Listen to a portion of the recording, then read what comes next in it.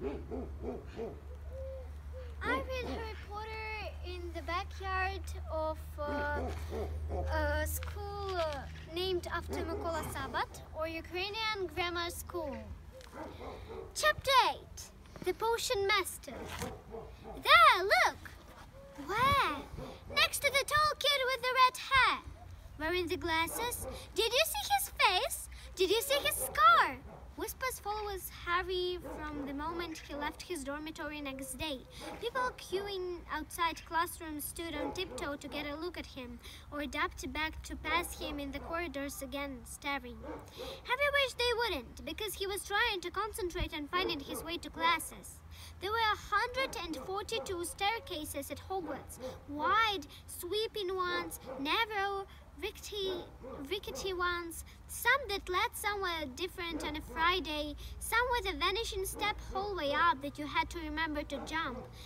Then there were doors they wouldn't open unless you asked politely or ticked them in the exactly right place, and doors that weren't really doors at all, but solid walls just pretending. It was also very hard to remember where anything was, because it all seemed to move around a lot. The people in the portraits kept going to visit each other, and Harry was sure the coats of armor could walk.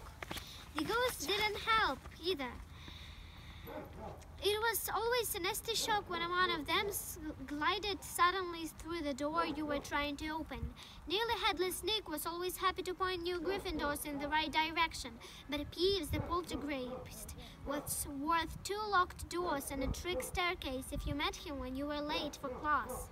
He would drop waste paper baskets in your head, pull rugs from under your feet, pelt you with bits of chalk, or sneak up behind you, invisible, grab your nose and screech, "Got your conch!" Even worse than Peeves, if that was possible, was the caretaker, Argus Filch. Harry and Ron managed to get on the wrong side of him on every first morning. Filch found them trying to force their way through the door, which unluckily turned out to be the entrance to the out-of-bounds corridor on the 3rd floor. He wouldn't believe they were lost, but was sure they were trying to break into the opposite. They were trying to break into it on purpose, and was threatening to lock them in the dungeons where they were rescued by Professor Quirrell, who was passing. Filch owned a cat called Mrs. Norris, a scrawny dust-colored creature with bulging, lamp-like eyes just like Filch. She patrolled the corridors alone. Break a rule in front of her, put just 1 toe out of line, and she'd whisk off for Filch, who'd appear for whizzing 2 seconds later. Filch knew the secret passageways of the school better than